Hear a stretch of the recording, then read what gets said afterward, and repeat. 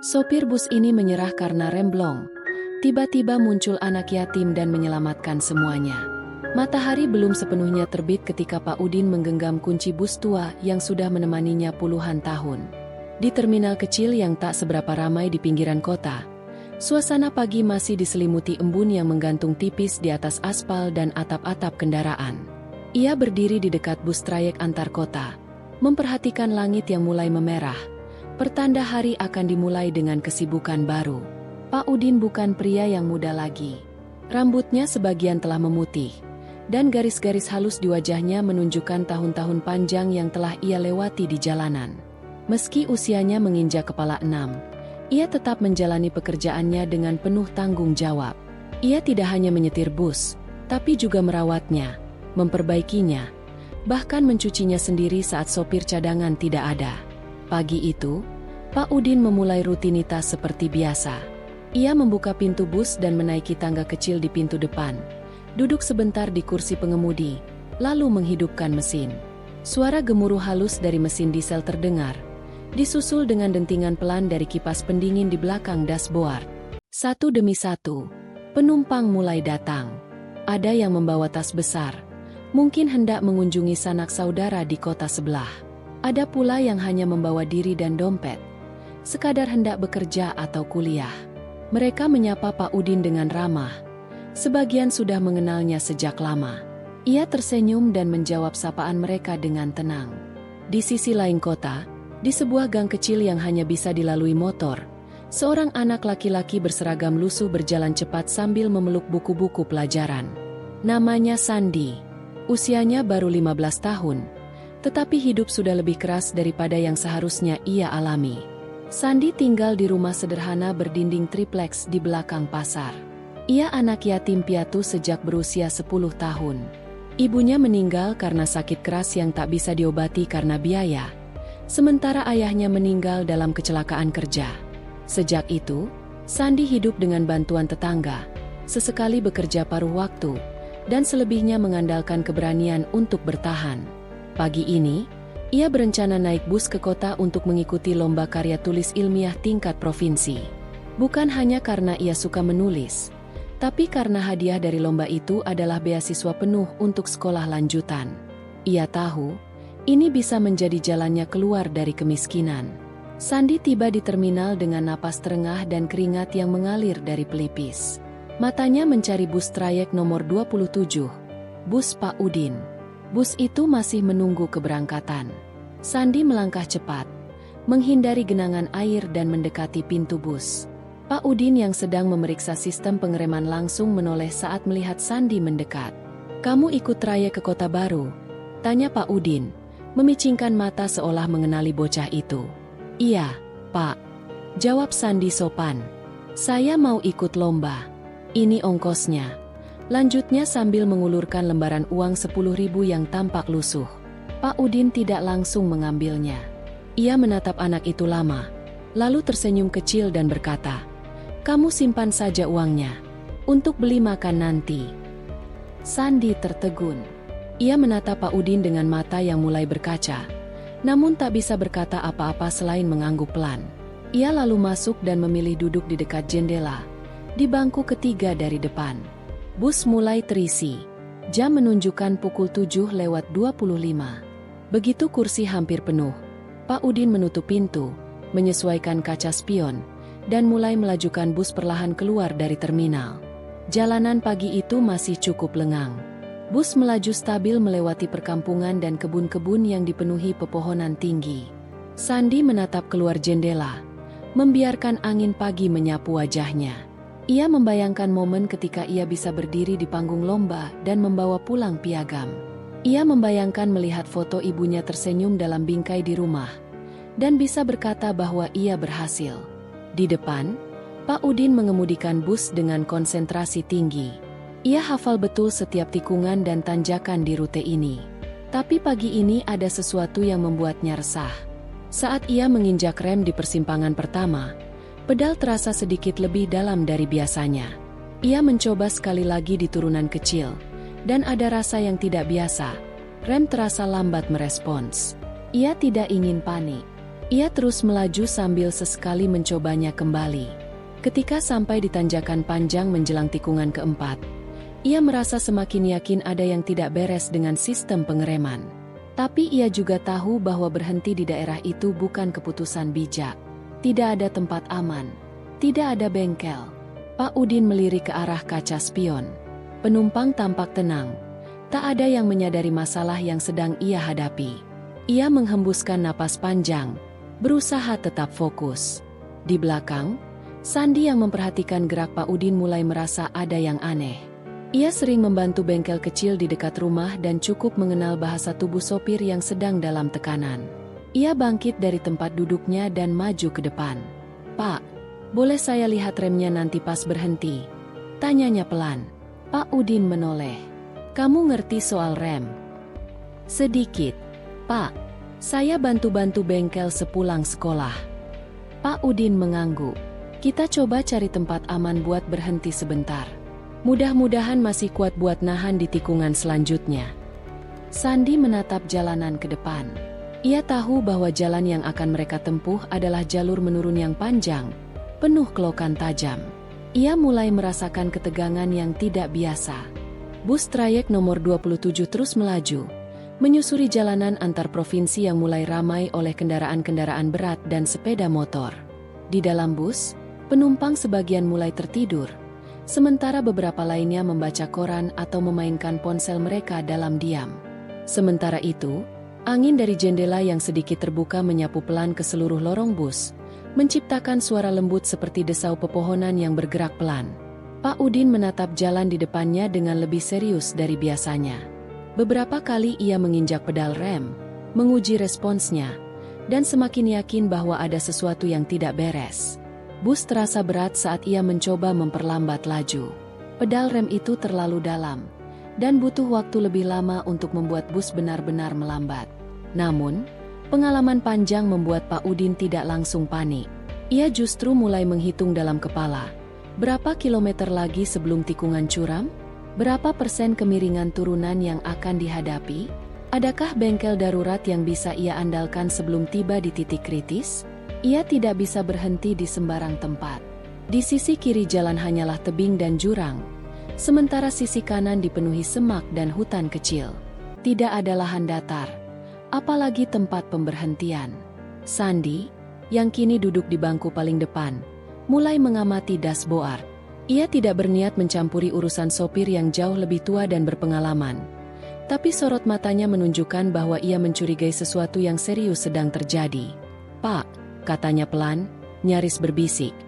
"Kalau boleh tahu, kapan terakhir kali rem bus ini diservis?" Pak Udin melirik sekilas, lalu kembali memandang ke depan. "Baru minggu lalu. Waktu dicek, semuanya normal. Tapi tadi pagi saat jalan dari garasi, sudah agak terasa ada yang ganjil." Sandi mengangguk. Ia pernah mendengar cerita dari tukang bengkel tempatnya biasa membantu, tentang kendaraan yang tiba-tiba mengalami kerusakan rem padahal servis rutin dilakukan. Kadang karena pipa minyak rem bocor kecil, kadang karena komponen internal aus secara mendadak.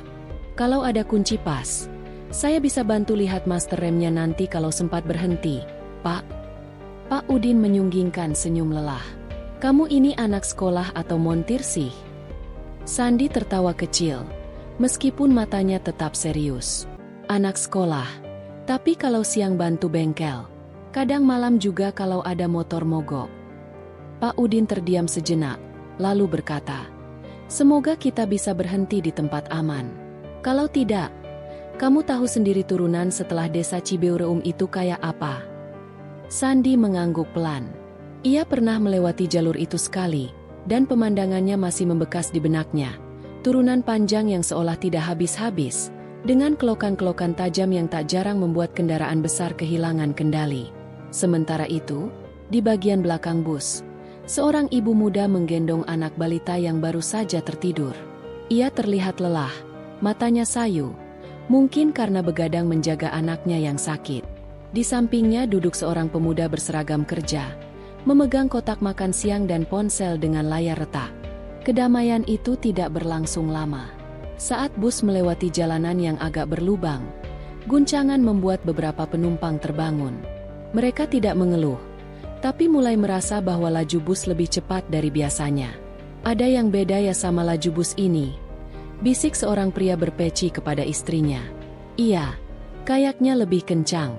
Padahal jalannya bukan jalan tol," jawab istrinya sambil merapatkan pegangan pada tas belanjaannya. Pak Udin menyadari bahwa ketenangan para penumpang akan segera berubah menjadi kecemasan jika ia tidak mengambil tindakan cepat. Namun, ia juga tahu bahwa menciptakan kepanikan di dalam bus akan memperparah situasi. Ia harus tetap tenang, dan yang paling penting, tidak membiarkan rem benar-benar habis sebelum titik kritis. Ia mengangkat ponsel kecil yang tergantung di dashboard, menghubungi nomor rekan sopir lainnya yang biasa mengantar bus dengan rute serupa. Tapi sinyal lemah. Tidak ada jawaban. Sandi memperhatikan setiap gerakan Pak Udin. Ia tahu situasi sudah mulai genting, tapi ia tidak ingin banyak bicara.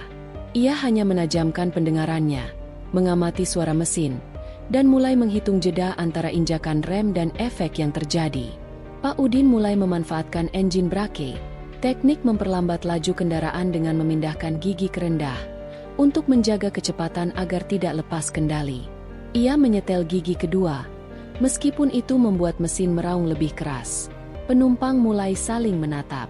Beberapa yang lebih peka terhadap kendaraan berat mulai merasakan adanya yang tidak biasa. Tapi mereka masih menahan diri untuk tidak bertanya. Hanya anak-anak kecil yang mulai gelisah, menanyakan kenapa bus terasa lebih berisik. Sandi memejamkan mata sesaat, mencoba mengingat posisi pompa minyak rem pada bus model lama seperti ini. Ia membuka ransel kecilnya dan mengeluarkan obeng yang selalu ia bawa. Bukan karena ia merasa akan memperbaiki bus, tapi karena naluri dan kebiasaannya sebagai anak bengkel membuatnya tidak pernah lepas dari alat-alat kecil.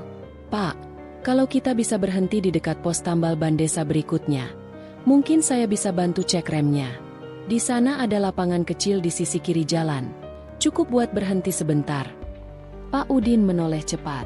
"Kamu tahu daerah itu? Saya pernah lewat naik truk sama tukang bengkel yang antar onderdil. Saya ingat persis. 2 kilometer dari sini, setelah jembatan bambu kecil." Pak Udin mengangguk mantap. "Kalau begitu, kita coba berhenti di sana. Tapi kalau rem benar-benar habis sebelum sampai sana, kita harus siap-siap." Sandi menelan ludah. Ia tahu kalimat itu mengandung makna besar. Ia menoleh ke belakang, memandangi para penumpang. Mereka tidak tahu apa yang sedang menanti di depan. Tapi Sandi tahu, jika mereka tidak bisa berhenti di tempat yang ia maksud, maka turunan maut menanti dengan tikungan yang bisa menjadi akhir dari semuanya. Suasana dalam bus perlahan berubah. Meskipun belum ada pengumuman apapun dari Pak Udin, beberapa penumpang mulai merasa ada sesuatu yang tidak biasa. Laju bus terlalu konstan di jalur yang menuntut banyak pengereman. Guncangan kecil dari suspensi mulai terasa lebih sering, dan mesin meraung lebih keras dari biasanya saat menuruni jalan. Sandi menggenggam erat obeng kecil yang ia simpan sejak tadi. Ia tidak tahu pasti apakah ia akan benar-benar bisa membantu. Tapi satu hal yang ia tahu, ia tidak akan duduk diam. Setelah 5 menit yang terasa jauh lebih panjang dari biasanya, Pak Udin akhirnya melihat pertanda kecil yang membuatnya sedikit lega. Jembatan bambu kecil, seperti yang dikatakan Sandi. Di seberangnya, tampak tanah lapang tidak terlalu besar, cukup untuk menepikan bus. Ia mengganti transmisi ke gigi 1, menahan pedal rem dalam-dalam. Suara decit terdengar, tapi bus mulai melambat. Beberapa penumpang langsung memandang keluar jendela, bingung kenapa tiba-tiba bus berhenti di tempat yang tidak biasa. Ketika akhirnya bus berhenti dengan sempurna di sisi lapangan tanah itu, Pak Udin menarik napas panjang. Keringat membasahi pelipisnya, meskipun suhu udara masih pagi. "Alhamdulillah," gumamnya, sambil mematikan mesin. Tanpa menunggu perintah, Sandi langsung melompat turun, membuka pintu belakang bagasi, dan mengambil kain lap serta botol air mineral dari bawah tempat duduk.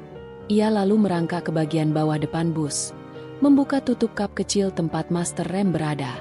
Beberapa penumpang keluar, ada yang karena penasaran, ada yang karena ingin buang air kecil di semak sekitar lapangan. Pak Udin menyusul Sandi ke depan. "Kamu yakin bisa lihat apa masalahnya?" Sandi mengangguk pelan. Ia menyeka debu dari master rem dan membuka penutup kecil tempat minyak rem seharusnya berada. "Pak," ucapnya perlahan. "Isinya kering. Ini bocor. Entah dari mana. Tapi minyaknya hampir habis." Pak Udin mengusap wajahnya, lalu bergumam. Padahal waktu servis terakhir masih penuh. Sandi menoleh. Mungkin selangnya sobek kecil, atau salah satu sil bocor pelan. Tapi yang jelas, kalau nekat lanjut, rem ini bisa benar-benar kosong dalam beberapa menit. Pak Udin mengangguk, dan mengusap janggutnya dengan gelisah. Ia lalu berdiri dan melihat ke arah para penumpang. Beberapa tampak sedang berteduh, ada yang membuka bekal, dan sebagian lainnya masih duduk di dalam bus. "Kita butuh minyak rem. Tapi di sini sepi begini." Sandi berdiri, menepuk celana panjangnya yang penuh debu. "Kalau Pak Udin izinkan, saya bisa coba lari ke bengkel kecil yang tadi saya lihat 5 menit ke belakang. Mungkin mereka punya. Saya hafal jalannya." Pak Udin menatap Sandi, seolah tidak percaya bahwa bocah yatim berusia belasan tahun itu berani menawarkan diri di tengah situasi seperti ini. Tapi ia juga sadar, tidak ada waktu untuk bersikap kaku. "Oke, Sand, tapi hati-hati. Jangan paksakan kalau terlalu jauh. Kalau tidak ada, kita cari cara lain." Sandi mengangguk, lalu berlari menyeberangi jalan, menyusuri jalur kecil ke arah tempat ia ingat pernah melewati bengkel sederhana. Di dadanya, jantungnya berdebar keras. Bukan karena takut, tapi karena ia tahu seluruh nyawa di bus itu bisa bergantung pada keberhasilannya menemukan satu botol kecil minyak rem. Waktu berlalu pelan. Di bus, suasana mulai tidak tenang. Beberapa penumpang mulai bertanya, "Kenapa berhenti?" Atau, "Apa ada kerusakan?" Pak Udin mencoba menjawab dengan senyum tipis, bahwa bus sedang istirahat karena suhu mesin naik. Namun beberapa penumpang yang lebih jeli mulai bertanya dengan nada lebih serius. Seorang bapak parubaya dengan kemeja batik dan tas selempang menghampiri Pak Udin. "Maaf, Pak, saya lihat anak tadi mengintip kolong. Jangan-jangan ini soal rem." Pak Udin sempat terdiam, tapi ia memutuskan untuk tidak bohong. "Rem kami bermasalah, tapi sedang diusahakan. Saya sudah kirim anak yang bantu saya untuk cari minyak rem ke bengkel sekitar." Wajah si bapak berubah. "Rem blong, Pak." "Belum blong, tapi hampir. Itulah kenapa saya berhenti sebelum turunan." Penumpang yang mendengar langsung saling berpandangan. Beberapa langsung memanggil keluarganya untuk segera turun. Ibu yang membawa anaknya langsung menggendongnya keluar. Ada ketegangan yang mulai melingkupi seluruh lapangan. "Kita tunggu anak itu kembali," kata Pak Udin, mencoba menenangkan. "Kalau tidak berhasil, saya akan hubungi garasi pusat. Kita dijemput." Seorang remaja di barisan belakang berbisik pada temannya, "Masa sopir andalkan anak kecil? Bisa apa sih?" Namun di saat yang sama, dari kejauhan terdengar langkah-langkah cepat di tanah berkerikil. Sosok Sandi muncul, berlari dengan nafas memburu, membawa botol kecil di tangannya. "Pak!" teriaknya. "Dapat 1 botol. Harganya mahal, tapi untung masih ada." Pak Udin segera menyambutnya. Tanpa menunggu waktu, mereka bersama-sama mengisi kembali minyak rem ke tabung kecil itu. Sandi juga menyeka bagian bawah dengan lem, memastikan tidak ada kebocoran terbuka. Setelah beberapa kali menginjak pedal rem, tekanan terasa mulai kembali. Pak Udin mengangguk mantap. "Kita bisa lanjut, tapi saya akan tetap hati-hati." Beberapa penumpang yang mendengar kabar itu mulai merasa tenang, walau belum sepenuhnya percaya. Tapi mereka mulai kembali ke bus. Satu persatu, Sandi duduk kembali di kursi depan, dengan wajah penuh debu dan tangan yang masih gemetar. Tapi hatinya lega. Ia tidak merasa pahlawan, hanya merasa sudah melakukan apa yang seharusnya dilakukan. Pak Udin menyalakan mesin. Bus perlahan bergerak meninggalkan lapangan kecil itu, melanjutkan perjalanan menuju rute yang lebih menantang. Turunan curam dan kelokan maut menanti di depan. Namun kali ini, dengan satu perbedaan penting, ada harapan, dan ada seorang anak yatim yang tak pernah menyerah. Setelah bus kembali melaju dari lapangan tanah itu, Sandi kembali duduk di sebelah Pak Udin, dengan tubuh yang masih basah oleh keringat dan napas yang belum sepenuhnya stabil. Pak Udin melirik ke arahnya, kemudian melemparkan senyum kecil yang tak hanya memuat rasa terima kasih, tapi juga kekaguman yang dalam. "Kalau bukan karena kamu, Sand," kata Pak Udin, tangannya masih kokoh di atas setir, "mungkin sekarang saya sudah nyerah total."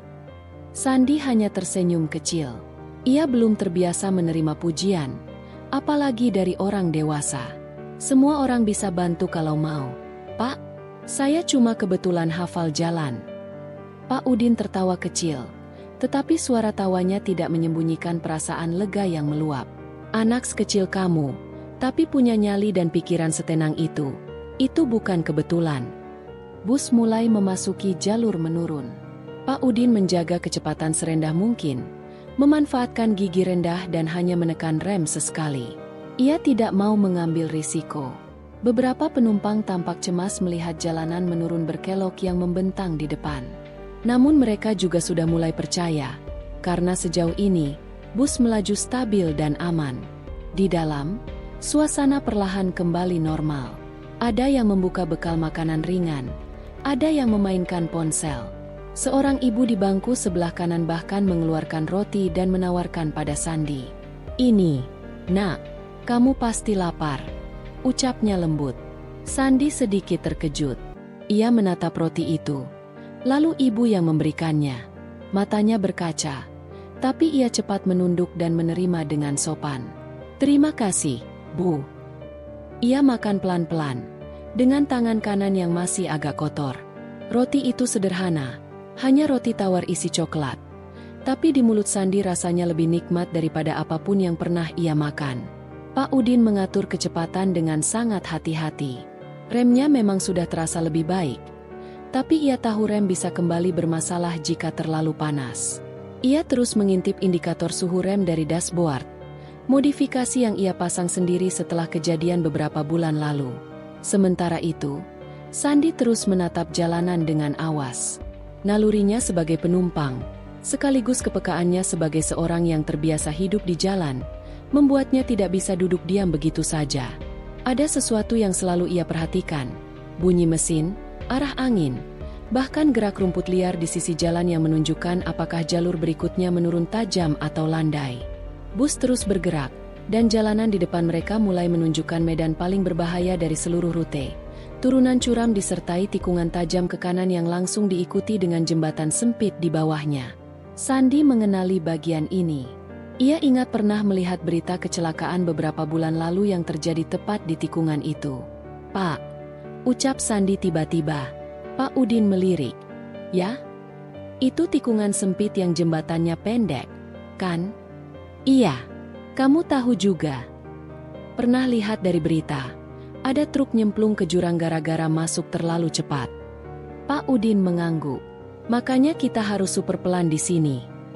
Bus mulai memperlambat, perlahan sekali, sampai-sampai beberapa kendaraan dari belakang mulai menyalip satu persatu. Klakson terdengar. Ada yang menunjukkan ketidaksabaran. Namun Pak Udin tetap tenang. "Nggak apa-apa, mereka mau buru-buru. Saya nggak bawa barang, saya bawa nyawa." Sandi tersenyum. Kalimat itu membekas dalam hatinya. Menjelang tikungan itu, bus benar-benar seperti merayap. Penumpang bisa melihat ke kanan, ke arah jurang terbuka dengan sungai kecil mengalir di bawahnya. Tak sedikit yang menahan napas, atau langsung memejamkan mata. Pak Udin menahan napasnya sebentar, lalu perlahan mengarahkan bus masuk ke jalur jembatan sempit itu. 1 meter, 2 meter. Ban depan berhasil melewati tikungan. Ban belakang ikut perlahan, sedikit menyentuh sisi jalan yang tidak rata, membuat bus miring sedikit ke kiri. Beberapa penumpang menjerit pelan, tapi bus tetap stabil. Sandi menahan napas tanpa sadar. Ia tahu ini titik krusial. Ia bahkan tanpa sadar menekan-nekan ujung roti tawarnya yang sudah tinggal separuh. Akhirnya, bus berhasil melewati jembatan dan naik ke jalan yang mulai menanjak lagi. Tidak terlalu curam, tapi cukup membuat suasana hati berubah dari tegang menjadi lega. Suara tepuk tangan pelan mulai terdengar. Seorang penumpang pria di barisan tengah berteriak, "Mantap Pak Udin!" Yang lain menyambung, "Pak Udin jago." Pak Udin hanya tersenyum, masih fokus menyetir. Namun yang membuat hatinya lebih hangat adalah suara kecil di sebelahnya. Dari Sandi, "Kita berhasil, Pak." "Bukan cuma saya yang berhasil, San," jawab Pak Udin. "Kamu juga bagian dari keberhasilan ini." Sandi tidak membalas dengan kata. Ia hanya tersenyum lebar. Pertama kalinya sejak naik ke bus itu tadi pagi. Di dalam hatinya, ada sesuatu yang tumbuh. Bukan hanya rasa bangga, tapi juga keyakinan bahwa dirinya, meskipun yatim, miskin, dan belum punya tempat tinggal tetap, bisa menjadi seseorang yang berguna.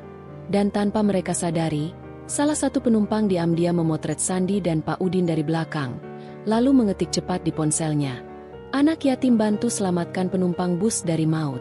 Harusnya orang seperti ini diberi masa depan." Postingan itu dalam beberapa jam akan tersebar luas. Tapi untuk sekarang, Sandi masih belum tahu. Ia hanya menikmati hembusan angin dari jendela yang kini terbuka lebih lebar, menyapu rambutnya dan menenangkan pikirannya yang sejak pagi tadi tegang terus-menerus. Perjalanan belum selesai. Tapi satu hal sudah jelas, kehadiran Sandi bukan kebetulan. Dan Pak Udin pun mulai merasa, anak yatim yang satu ini akan mengubah lebih dari sekadar hari ini. Siang mulai bergeser menuju sore.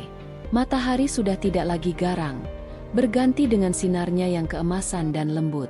Bus yang dikemudikan Pak Udin kini melewati perkampungan kecil di kaki pegunungan. Tempat ladang-ladang terbentang luas di kiri kanan jalan. Sepanjang perjalanan, Pak Udin melirik ke arah Sandi beberapa kali. Anak itu kini terlihat lebih tenang. Sisa roti dari ibu penumpang tadi sudah habis, dan Sandi tampak sibuk menatap keluar jendela, menyerap setiap detil perjalanan. "Saya belum pernah ke tempat sejauh ini, Pak," gumamnya pelan. Pak Udin mengangguk. "Biasanya kamu tinggal di mana?" "Sekitar pasar lama, dekat tempat sampah besar itu," jawab Sandi tanpa ragu.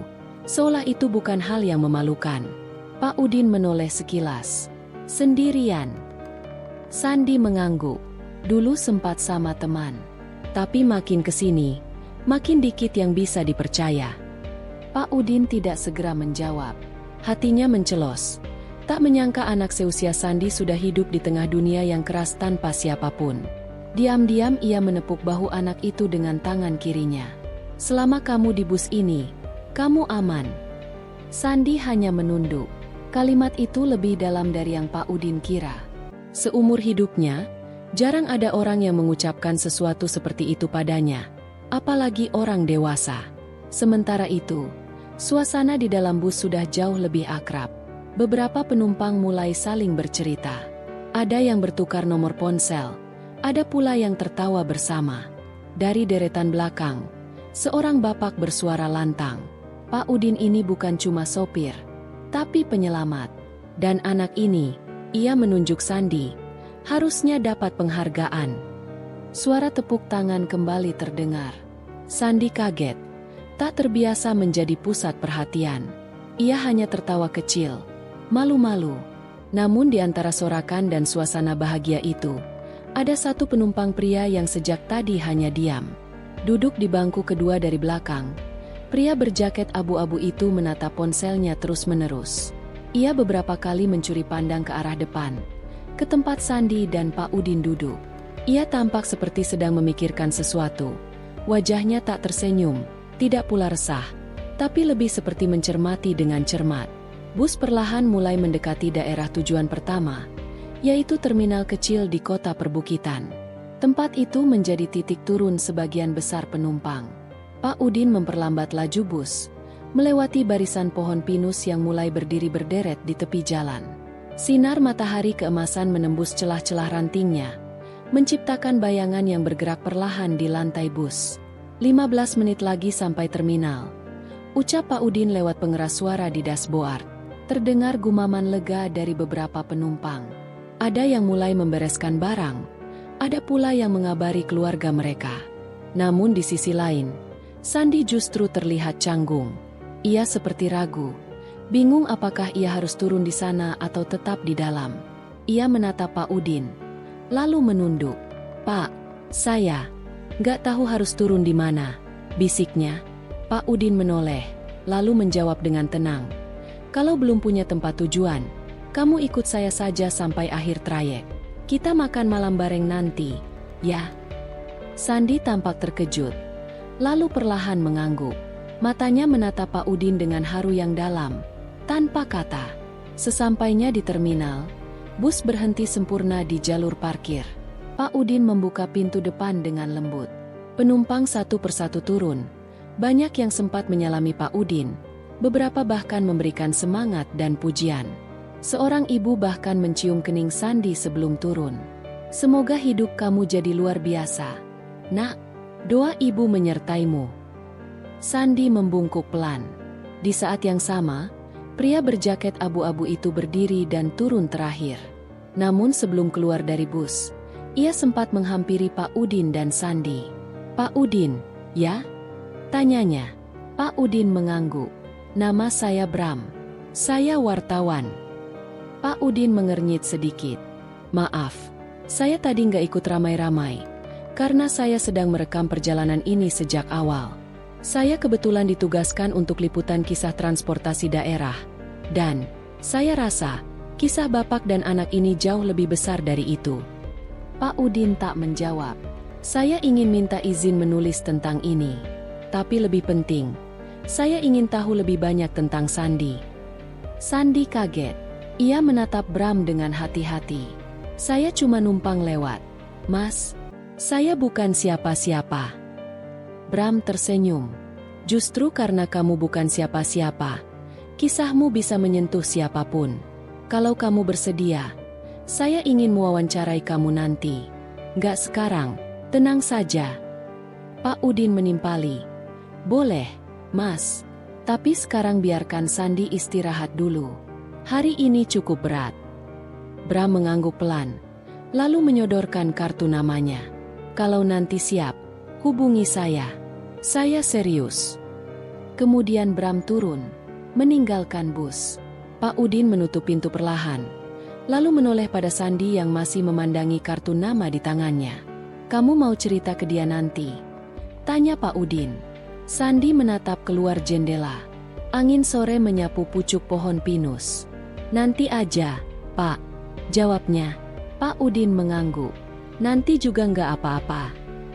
Bus kembali bergerak. Tujuan berikutnya adalah tempat peristirahatan sopir dan titik akhir trayek. Pak Udin menyalakan radio kecil yang memutar lagu lawas penuh kenangan. Suasana bus kembali tenang. Hanya tersisa beberapa penumpang. Di kursi depan, Sandi bersandar. Untuk pertama kalinya dalam perjalanan panjang hidupnya, ia merasa punya arah, walau belum tahu arahnya kemana. Tapi satu hal ia yakini, jalan hidupnya berubah. Bukan karena keajaiban besar, melainkan karena satu kesempatan kecil, dan keberanian untuk memilih bertindak. Hanya butuh satu malam di terminal terakhir sebelum semuanya mulai bergerak ke arah yang tak disangka siapapun.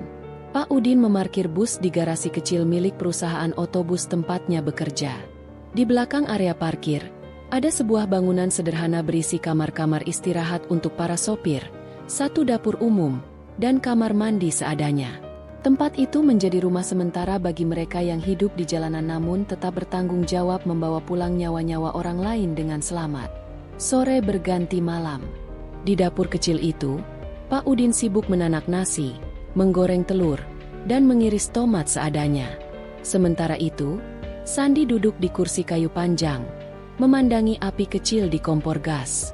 Meski dapurnya sederhana dan lampu neon menggantung tak rapi, ada kehangatan yang tak pernah ia rasakan di tempat manapun sebelumnya. "Kamu nggak alergi telur, kan?" tanya Pak Udin sambil membalik telur goreng di wajan. "Nggak, Pak. Saya makan apa saja bisa," jawab Sandi jujur. Pak Udin hanya tertawa kecil. "Kamu kayak saya dulu, asal kenyang." Setelah makan malam disajikan, mereka duduk berhadap-hadapan. Nasi hangat, telur goreng, irisan tomat, dan kerupuk sisa dari bekal penumpang tadi pagi. Bagi sebagian orang, ini mungkin tampak seperti makanan seadanya. Tapi bagi Sandi, ini terasa seperti jamuan. Sesekali ia melirik Pak Udin, memperhatikan gerak-geriknya yang tenang. Tangannya kasar, mungkin karena setir dan panas matahari bertahun-tahun. Namun cara ia menyendok nasi, menyodorkan lauk ke Sandi lebih dulu, dan senyuman kecil yang terus hadir, semuanya terasa seperti keluarga. Seperti sosok ayah yang ia hanya kenal dari cerita. "Pak," ucap Sandi tiba-tiba, "kenapa Bapak baik sama saya?" Pak Udin menghentikan gerakannya sebentar. "Karena saya pernah jadi kamu." Sandi mengerutkan dahi. "Maksudnya?"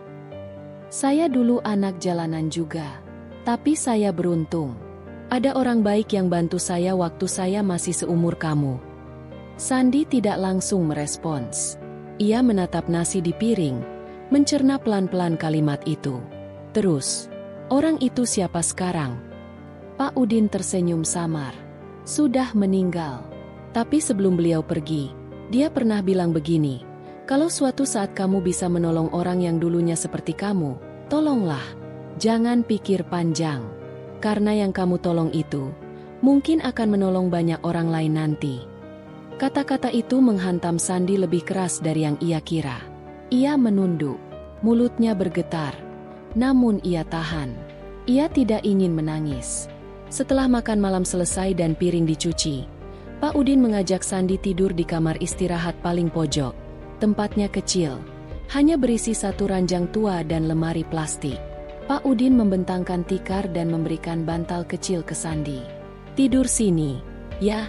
Besok kita mulai perjalanan baru." Sandi hanya mengangguk, masih belum tahu apa maksudnya. Malam itu, Sandi tidur nyenyak untuk pertama kalinya dalam bertahun-tahun. Tidak ada suara mesin dari jalanan, tidak ada takut dicuri orang lain, tidak ada kejaran satpam pasar. Hanya suara jangkrik di luar jendela dan embusan angin lembut dari celah ventilasi. Pagi hari, Pak Udin bangun lebih awal. Setelah mencuci muka dan menyeruput kopi sachet dari dapur, ia duduk di luar kamar, menunggu Sandi terbangun. Tidak lama kemudian, pintu kamar terbuka. Sandi keluar dengan rambut acak-acakan dan mata yang masih mengantuk. "Selamat pagi, Pak." Sapanya pelan. "Pagi, San." "Tidur nyenyak?" Sandi mengangguk. "Banget. Kayak mimpi." Pak Udin mengangguk sambil tersenyum. "Mimpi apa?" Sandi ragu menjawab. Lalu ia berkata, "Saya mimpi ibu saya." Dia ngelus kepala saya dan bilang, "Akhirnya kamu aman, Nak." Pak Udin terdiam. "Semoga mimpi itu jadi kenyataan," katanya. Hari itu, Pak Udin tidak langsung kembali mengemudikan bus. Ia mendapat jadwal kosong selama 1 hari karena penggantian sopir untuk trayek berikutnya. Dengan waktu luang itu, ia mengajak Sandi keliling kota kecil tempat mereka berhenti. Mereka menyusuri pasar pagi, lalu duduk di taman sambil makan nasi bungkus murah dari warung pojok. Sepanjang hari itu, Pak Udin mengenalkan Sandi pada kehidupan yang sedikit lebih damai. Bukan mewah, bukan glamor, tapi cukup. Di taman kota, Sandi memandangi anak-anak lain yang berlarian sambil membawa layangan. "Pak, saya boleh main?" tanyanya malu-malu. "Boleh banget. Sana, lari." Sandi ragu sejenak, lalu berdiri dan ikut anak-anak itu. Untuk pertama kalinya sejak lama, ia tertawa lepas. Bajunya masih lusuh, sepatunya masih bolong, tapi di wajahnya muncul pancaran cahaya yang berbeda. Ia bukan lagi anak yang hidup untuk bertahan. Ia mulai hidup untuk menikmati. Pak Udin hanya mengawasi dari bangku taman. Ada senyum di wajahnya, senyum bangga yang dalam. Namun di kejauhan, tanpa mereka sadari, seorang pria berjas coklat muda sedang memperhatikan dari balik kacamata hitamnya. Ia berdiri di seberang jalan, berpura-pura membaca koran. Tapi sesekali, matanya menyelidik ke arah Sandi. Lalu dengan satu gerakan cepat, pria itu merogoh saku, mengangkat ponsel, dan menelepon seseorang. Ya, anak itu memang benar. Dia di sini. Ia diam sejenak, mendengarkan respons dari ujung telepon. "Siap, saya akan dekati dia sebentar lagi." Setelah menutup telepon, pria itu memasukkan koran ke dalam tas kecilnya, lalu mulai berjalan perlahan ke arah taman. Tanpa mereka sadari, sesuatu yang jauh lebih besar dari sekadar perjalanan bus, kini sedang menunggu di tikungan takdir. Matahari belum tergelincir dari atas kepala ketika Sandi mulai kelelahan berlarian di taman. Napasnya terengah-engah, bajunya basah oleh keringat, dan senyumnya masih terpampang lebar. Ia berhenti di bawah pohon beringin besar tempat Pak Udin duduk, lalu menjatuhkan tubuhnya ke rumput. Pak Udin menyodorkan sebotol air mineral dingin yang baru ia beli dari warung dekat taman. "Minum dulu, nanti kamu dehidrasi." Sandi menyambut botol itu dengan senyum tak terkira. "Makasih, Pak." Saat ia menenggak air, Pak Udin menatapnya lekat-lekat. Ada sesuatu dalam diri anak itu yang tak bisa dijelaskan dengan kata-kata. Sesuatu yang mengingatkannya pada masa lalunya sendiri. Bukan sekadar kasihan, tapi semacam ikatan yang sulit didefinisikan, seperti melihat bayangan sendiri dalam versi lebih muda. Beberapa meter dari mereka, pria berjas coklat yang tadi memperhatikan kini duduk di bangku lain, berpura-pura sibuk dengan ponsel. Namun matanya tetap mengarah pada Sandi. Ia memperhatikan cara Sandi tertawa, berbicara, bahkan mengangkat botol minum. Wajahnya berubah-ubah antara penasaran dan yakin, seolah sedang mencocokkan potongan puzzle yang telah lama hilang. Setelah Sandi selesai minum dan kembali duduk bersandar pada batang pohon, pria itu bangkit. Langkahnya pelan, tak tergesa, tapi penuh perhitungan.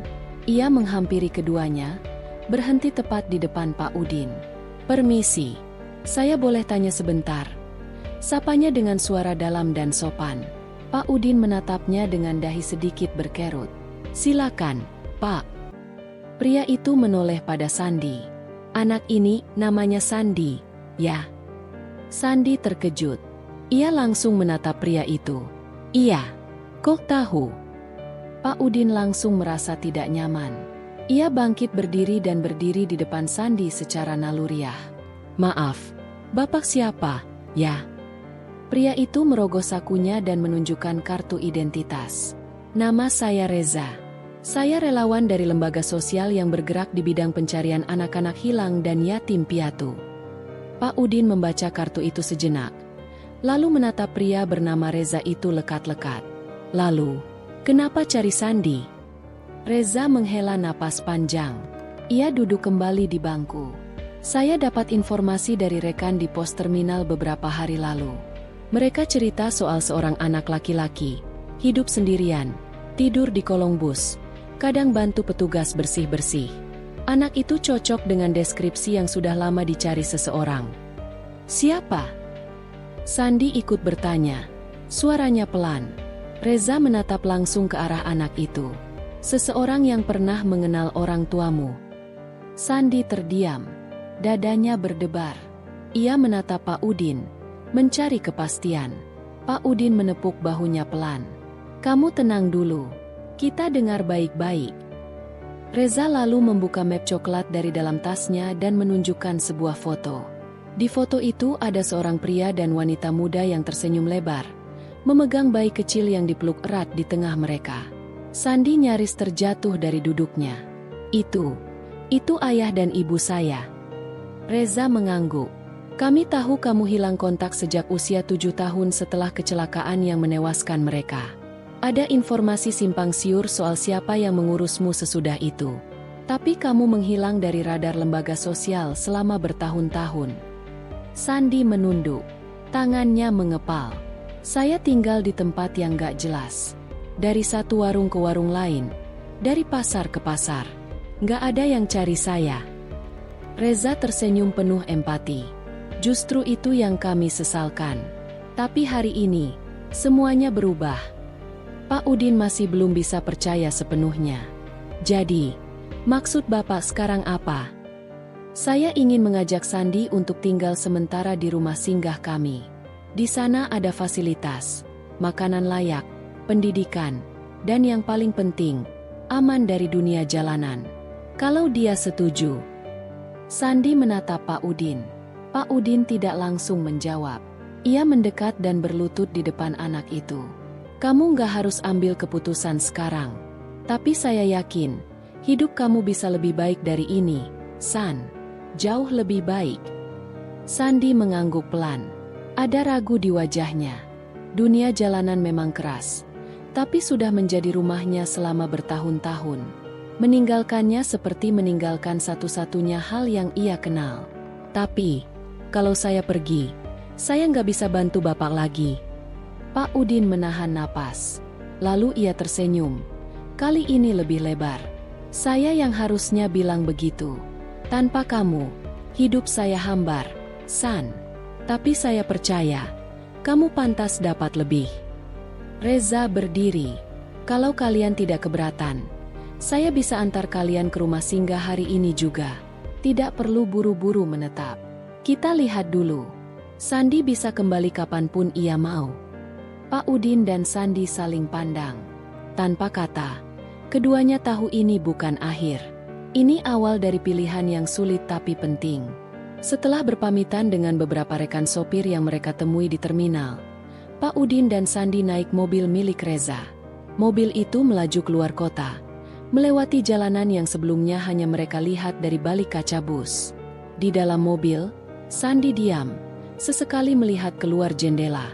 Pak Udin duduk di sampingnya, juga diam, memandangi langit sore yang mulai berubah jingga. Pak, Sandi akhirnya bicara, kalau saya tinggal di sana, kita masih bisa ketemu, kan? Pak Udin menoleh, menatapnya dalam. Kita bukan cuma ketemu, San. Kamu udah jadi bagian dari hidup saya. Nggak ada yang bisa ubah itu. Sandi menggenggam tangan Pak Udin erat. Mobil terus melaju, membawa mereka ke arah yang belum pasti, tapi dengan keyakinan baru. Di balik kejadian tak terduga, di tengah luka masa lalu, tumbuh satu keyakinan sederhana, bahwa kebaikan, sekecil apapun, tak pernah benar-benar hilang. Ia hanya menunggu waktu yang tepat untuk kembali dalam bentuk yang lebih besar. Dan bagi Sandi, waktu itu semakin dekat. Mobil berwarna hitam metalik itu meluncur pelan melewati gerbang tinggi yang terbuat dari besi cor. Di baliknya, terbentang halaman luas dengan rerumputan rapi dan pohon-pohon rindang yang memberikan nuansa tenang. Sebuah bangunan 2 lantai berdiri di tengah-tengahnya, berarsitektur sederhana tapi bersih dan terawat. Di atas gerbang tertulis, Rumah Cahaya Harapan. Sandi menyandarkan kepalanya ke jendela. Matanya lekat menatap tempat yang asing tapi terasa akrab. Rumah singgah itu tidak mewah, namun menciptakan kesan hangat yang tak pernah ia rasakan selama ini. Reza menepuk setir pelan sebelum mematikan mesin. Kita sudah sampai. Santai saja. Di dalam tidak ada yang akan menghakimi atau memaksa. Pak Udin membuka pintu dan turun lebih dulu, lalu menoleh ke arah Sandi yang masih ragu. Ayo, San. Kita cuma lihat-lihat dulu. Nggak ada keputusan hari ini. Sandi mengangguk, turun dengan langkah pelan. Sepatunya yang usang menyentuh jalan berpaving rapi. Ia menatap bangunan itu seolah ingin menghafal setiap jendelanya. Suara anak-anak terdengar dari taman samping. Mereka tertawa sambil bermain bola kecil. Sandi menoleh. Senyumnya samar muncul, meski hatinya masih canggung. Saat mereka masuk ke dalam, aroma kayu dan wangi sabun menyambut. Dindingnya dihiasi lukisan anak-anak dan foto kegiatan sosial. Ruangan utama terdiri dari meja-meja panjang, rak buku, dan sudut baca.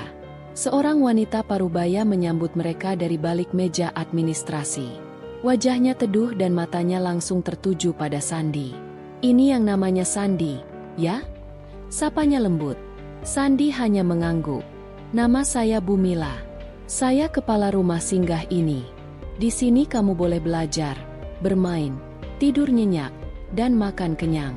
Kalau ada apa-apa, langsung bilang ya. Sandi tetap diam, hanya memandangi sekeliling dengan hati waspada.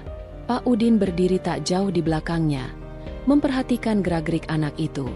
Reza mengajak mereka berkeliling, memperlihatkan ruang tidur bersama, perpustakaan kecil, dapur yang selalu ramai, serta tempat salat yang tenang di sudut belakang. Anak-anak yang mereka lewati semuanya menyapa dengan sopan. Sebagian besar tampak sebaya dengan Sandi, beberapa malah lebih muda. Di kamar tidur yang diisi sekitar 6 ranjang bertingkat, Reza berhenti. Kamar ini bisa jadi tempat kamu istirahat. Kalau kamu memutuskan tinggal nanti, tapi kamu nggak harus tidur di sini malam ini. Sandi melangkah masuk. Ia menelusuri tempat tidur yang berspray biru muda, bersih, dengan bantal empuk dan lemari kecil di sampingnya. Di sekelilingnya, tidak ada kegelapan atau hawa lembab seperti tempat tidur bus terminal yang selama ini menjadi rumahnya. Ini beneran buat saya. Reza mengangguk. Kalau kamu mau. Pak Udin maju dan berdiri di sampingnya. Rasanya kayak dunia lain ya, San? Sandi mengangguk pelan. Namun matanya mulai berkaca-kaca. Ada semacam keharuan dalam diamnya. Bertahun-tahun hidup di jalanan membuatnya selalu siaga, selalu siap ditolak, dan selalu curiga. Tapi hari ini, untuk pertama kalinya, ia merasa aman. Ketika sore menjelang, Pak Udin harus kembali ke terminal. Ia memandang Sandi yang duduk di bangku taman rumah singgah. Saya harus kerja malam ini. Tapi kalau kamu kangen, tinggal telpon. Nomor saya udah kamu hafal, kan? Sandi mengangguk, lalu berdiri dan memeluk Pak Udin tiba-tiba. Bukan pelukan anak-anak yang biasa, tapi pelukan yang erat dan mengandung rasa takut ditinggalkan. Pak Udin membalas pelukan itu dengan tangan yang gemetar. Saya nggak ninggalin kamu, San. Saya hanya kasih kamu tempat lebih layak. Setelah Pak Udin pergi, Sandi berjalan ke dalam. Bu Mila sudah menunggunya di ruang makan dengan sepiring nasi hangat dan lauk tempe orek, telur dadar, serta sayur bayam. Sandi menatap makanan itu lama. Ia duduk dan mulai makan perlahan. Setiap suapan membawa rasa baru yang tak hanya mengenyangkan perut, tapi juga menenangkan batin. Malam itu, Sandi tidur di ranjang berspray biru. Cahaya lampu temaram menyinari wajahnya yang damai. Ia tidak terbangun karena suara klakson, atau merasa perlu menggenggam sandal usang agar tidak dicuri. Untuk pertama kalinya dalam beberapa tahun, ia tidur dengan tenang. Keesokan harinya, Bu Mila mengajaknya berbincang di perpustakaan kecil. Sandi, kamu pernah sekolah sebelumnya? Sandi menggeleng. Di sini kamu bisa mulai dari dasar. Kita punya guru sukarlawan yang datang tiap sore. Kamu bisa belajar membaca, berhitung, atau apapun yang kamu suka. Sandi menunduk. Ia malu. Saya nggak tahu apa-apa, Bu. Bu Mila tersenyum. Belajar itu bukan tentang siapa yang paling tahu, tapi siapa yang paling mau. Sandi mulai ikut kelas dasar bersama 5 anak lain. Hari pertama, ia kesulitan mengejak kata, tapi ia pantang menyerah. Setiap malam, ia mengulang pelajaran di ranjangnya dengan buku pinjaman dari perpustakaan. Beberapa anak mulai menyapanya dengan akrab. Mereka bermain petak umpet di sore hari, menanam bunga di halaman belakang, dan membuat kerajinan tangan dari kertas. Di minggu ketiga, Sandi menemukan dirinya bisa membaca satu paragraf pendek tanpa terbata-bata. Bu Mila menepuk pundaknya dengan bangga. Anak-anak lainnya bertepuk tangan. Sandi hanya tertunduk malu. Tapi dadanya bergemuruh dengan rasa percaya diri yang baru pertama kali muncul dalam hidupnya. Namun, tidak semua hari semulus itu. Ada kalanya ia merasa tersisih. Saat 2 anak mengobrol tentang masa lalu mereka bersama orang tua, Sandi mendadak murung. Ia berjalan ke halaman dan duduk sendirian, menatap langit yang mulai mendung. Pak Udin datang di sore yang mendung itu, membawakan tas kecil berisi sandal baru dan buku catatan. Kamu masih suka coret-coret, kan? Nih, buat kamu. Sandi menatap isi tas itu dan tersenyum. Saya mulai bisa baca, Pak. Pak Udin mengusap kepala anak itu. Saya bangga. Hari demi hari, Sandi menjadi pribadi yang lebih terbuka. Ia mulai membantu di dapur, mencuci piring bersama anak-anak lain, dan bahkan mengajari seorang anak yang lebih kecil cara membaca abjad. Ia merasa berguna. Sampai suatu hari, Bu Mila menyampaikan kabar penting. Sandi, kamu dapat tawaran beasiswa dari yayasan yang bekerja sama dengan rumah singgah ini. Mereka mau membiayai pendidikan kamu secara penuh, dari sekolah dasar sampai nanti kalau kamu mau kuliah. Sandi terdiam lama. Tangannya berkeringat. Saya beneran bisa sekolah, Bu? Bu Mila mengangguk. Kamu berhak. Di malam yang sama, Sandi menelepon Pak Udin. "Pak, saya dapat beasiswa." Pak Udin terdiam di ujung telepon. Suaranya baru keluar beberapa detik kemudian, bergetar. "Terima kasih, Tuhan. San, kamu benar-benar luar biasa." Sandi menatap bintang di langit dari balik jendela kamar. Dulu, ia berpikir bahwa hidupnya akan selalu di bawah kolong bus. Tapi hari ini, ia berdiri di tempat yang berbeda. Bukan karena keajaiban tiba-tiba, melainkan karena kebaikan yang ditanam oleh orang-orang yang tidak menyerah pada hidup, seperti Pak Udin, dan seperti dirinya sendiri.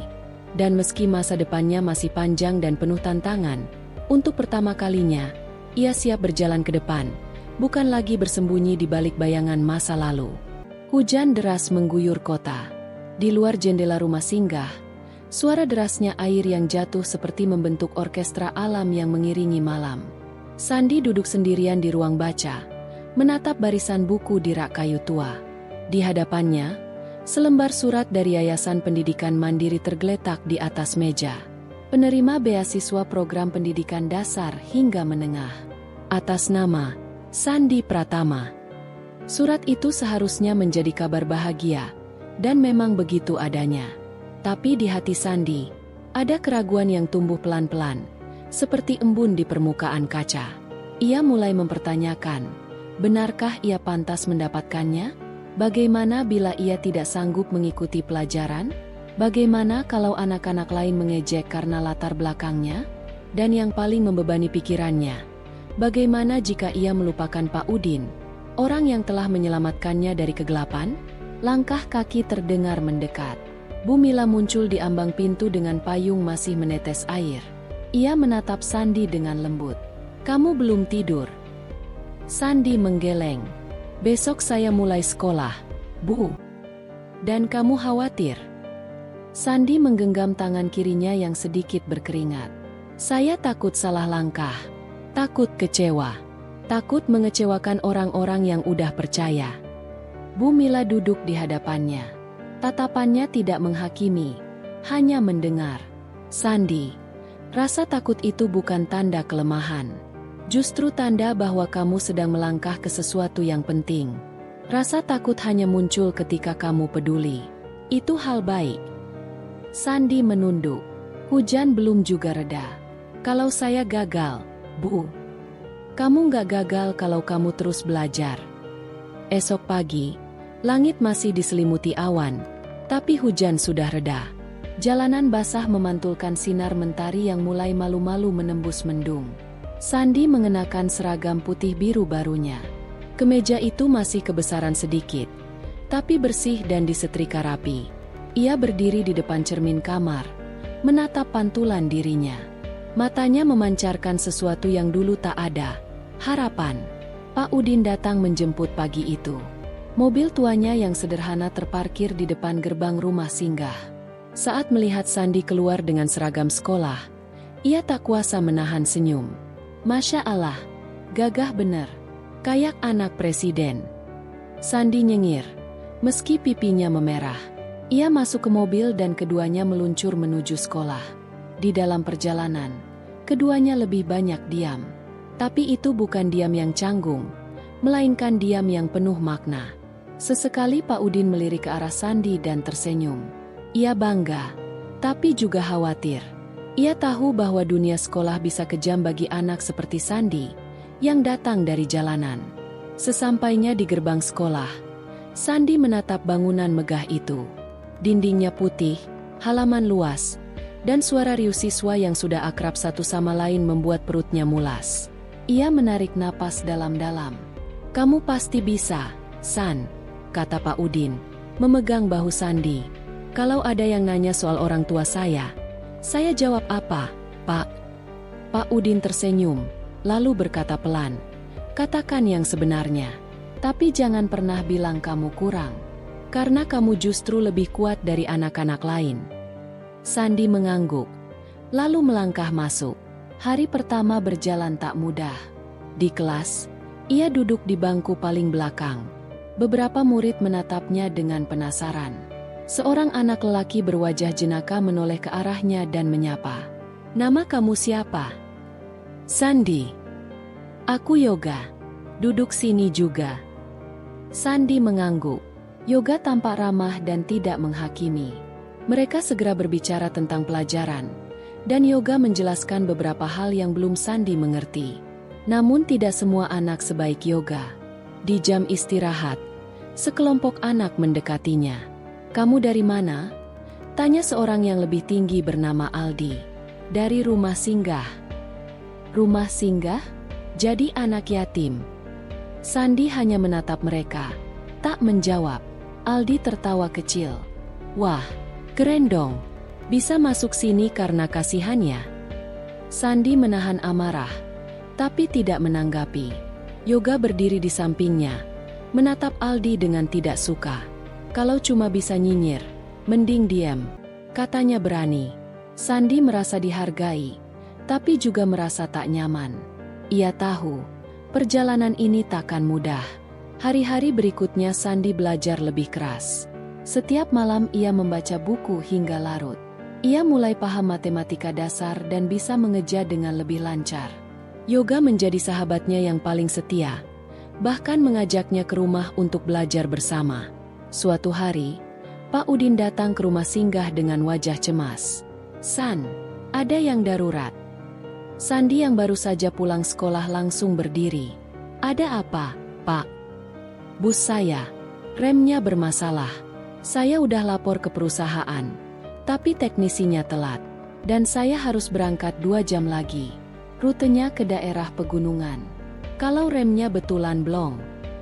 Sandi langsung teringat kejadian beberapa bulan lalu, saat ia hampir mati bersama Pak Udin. Ia menghela napas. Bisa saya ikut, Pak? Pak Udin menatapnya. Ini bukan seperti waktu itu, San. Jalurnya lebih curam, dan kamu udah punya hidup yang lebih baik. Jangan rusak itu. Sandi justru menggeleng. Kalau saya bisa bantu, kenapa enggak? Akhirnya mereka berangkat bersama, dengan Sandi duduk di baris depan. Bus perlahan naik rute yang dikenal sempit dan berkelok. Penumpang tenang, tak tahu ada risiko di balik kemudi.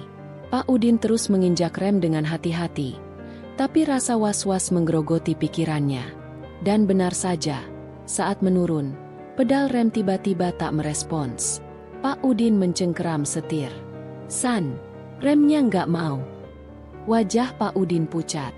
Sandi menoleh, melihat jalanan menurun tajam dan jurang di sisi kanan. Ia tak panik. Ia berdiri, berjalan cepat ke tengah lorong bus, lalu berseru. Semua pegangan, turunkan kepala. Pak Udin, geser ke jalur kiri, cari semak tebal. Pak Udin menuruti tanpa berpikir. Dengan kendali penuh, ia membanting setir ke sisi yang lebih menanjak dan penuh semak. Bus terguncang, beberapa penumpang menjerit. Namun dalam satu hentakan keras, bus berhenti di antara ilalang dan semak berduri. Tidak ada yang terluka. Hanya syok. Pak Udin terdiam. Napasnya tersengal. Sandi memeluknya dari belakang.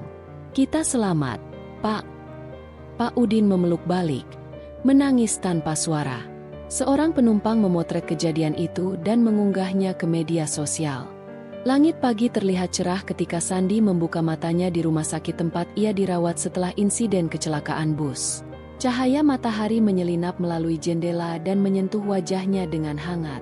Ia menoleh perlahan dan melihat Pak Udin duduk di kursi sebelah tempat tidurnya, tertidur dengan kepala bersandar ke dinding. Sandi tersenyum kecil. Ia tidak menyangka, anak yatim seperti dirinya bisa berarti begitu besar dalam kehidupan seseorang yang bahkan tidak ia kenal beberapa hari sebelumnya. Ia menoleh ke sisi lain dan mendapati seikat bunga segar, sepucuk surat ucapan terima kasih dari para penumpang, dan sebuah medali kecil dari dinas transportasi yang ditinggalkan kemarin. Tak lama kemudian, Pak Udin terbangun. Pandangannya langsung tertuju pada Sandi yang sudah duduk dan tersenyum menatapnya. Kau sudah sadar? Alhamdulillah, ucap Pak Udin dengan mata berkaca-kaca. Sudah, Pak. Maaf kalau saya membuat Bapak khawatir, jawab Sandi lirih. Jangan minta maaf. Kau telah menyelamatkan nyawa banyak orang, termasuk nyawaku. Aku yang seharusnya berterima kasih. kata Pak Udin sambil menggenggam tangan Sandi. Beberapa hari kemudian, Sandi diperbolehkan pulang. Tapi ia bingung hendak kemana, karena sejak kecil ia memang tidak punya keluarga. Selama ini, ia hidup berpindah-pindah dari panti ke panti, sebelum akhirnya mulai membantu bersih-bersih di bengkel untuk makan sehari-hari. Namun hari itu, sebelum ia sempat bingung lebih jauh, Pak Udin muncul di depan rumah sakit dengan senyum lebar dan membawa koper kecil. "Kau ikut aku?" "Ya, Sand. Aku dan istriku sudah bicara. Kalau kau tak keberatan, kami ingin kau tinggal bersama kami," ucapnya tanpa ragu. Sandi terdiam. Matanya basah, tapi ia berusaha menahannya. "Tapi saya cuma anak jalanan, Pak. Nggak punya apa-apa." "Kau punya hati yang lebih besar dari banyak orang dewasa. Itu jauh lebih berharga," jawab Pak Udin mantap. Hari-hari selanjutnya menjadi awal kehidupan baru bagi Sandi. Ia tinggal di rumah kecil sederhana bersama Pak Udin dan istrinya, Bu Ina. Mereka memperlakukan Sandi seperti anak kandung sendiri. Setiap pagi, Sandi ikut Pak Udin ke terminal, belajar soal mekanik bus dan juga mengelola penumpang. Sementara itu, berita tentang keberaniannya menyebar luas. Banyak media menulis tentang anak yatim penyelamat bus, dan beberapa tokoh masyarakat bahkan menyumbangkan dana pendidikan untuknya. Namun Sandi menolak segala bentuk eksploitasi. Ia hanya mau jika uang itu digunakan untuk membangun asrama kecil bagi anak-anak yatim lain yang selama ini ia kenal dari jalanan. Pak Udin mendukung gagasan itu, dan dalam waktu beberapa bulan, berdirilah rumah singgah kecil di pinggiran kota yang diberi nama Rumah Harapan Sandi. Di tempat itu, anak-anak jalanan mendapatkan makanan, tempat tidur, dan pendidikan informal. Bahkan beberapa mantan penumpang bus menjadi relawan tetap di sana. Beberapa tahun berlalu, Sandi tumbuh menjadi pemuda yang cerdas dan bijaksana. Ia tak hanya dikenal karena keberaniannya, tapi juga karena dedikasinya membangun tempat aman bagi anak-anak yang pernah bernasib seperti dirinya. Suatu pagi, ia datang ke makam orang tuanya di desa kecil yang lama tak ia kunjungi. Ia membawa buket bunga sederhana dan menatap batu nisan itu dalam diam. "Bapak, Ibu, hari itu aku cuma ingin bantu menyelamatkan orang. Tapi ternyata, itu juga menyelamatkan hidupku sendiri. Aku tidak punya kalian lagi, tapi Allah mengirimkan keluarga baru," bisiknya perlahan. Dari kejauhan, Pak Udin memanggil, "Sandi, ayo, anak-anak nunggu kita di Rumah Harapan." Sandi tersenyum, menatap ke langit sebentar lalu beranjak. Di balik perjalanan tragis bus yang remnya blong, kehidupan justru memulai jalur barunya bagi seorang anak yatim. Jalan itu tidak mudah, penuh tanjakan dan belokan, tapi akhirnya membawa semua orang ke tempat yang lebih baik, ke rumah yang benar-benar bernama harapan.